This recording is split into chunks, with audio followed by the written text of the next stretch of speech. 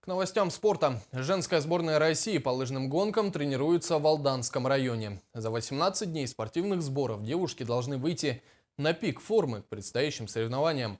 Татьяна Вахнина продолжит.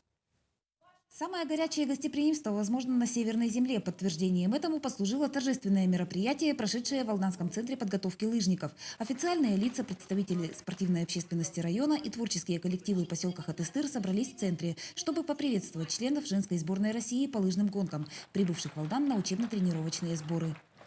Сегодня мы планируем встречи с сборной России по лыжному спринту и по биатлону и по женскому дистанционщике. Женская сборная по лыжным гонкам проведет в Алдане 18 дней. На такой срок запланированы сборы. Спустя несколько часов после приезда спортсменки выйдут на трассу. Учебные тренировки прежде всего. И к еще не завоеванным высотам спортсмена немного приближает каждая 100-метровка. Здесь планируем покататься на лыжах в удовольствие, с большой пользой. В основном составе 12 человек, и молодежная команда 8 человек. Есть опытные спортсменки, есть молодые совсем, так что о каждой не расскажешь так кратко.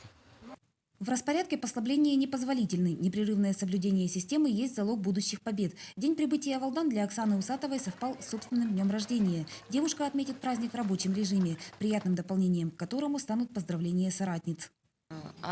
Настроение хорошее, приехали, разместились очень быстро, все организовано, устроили нам концерт, нас так нигде не встречали, сразу могу сказать, очень приятно. Учебно-тренировочные сборы в Алдане для женской сборной станут последними. В ноябре лыжницы отправятся в Республику Хакасия, где пройдут отборочные соревнования. Татьяна Вахнина, Дмитрий Заливин, Сергей Шипачев, НВК Саха, Алдан.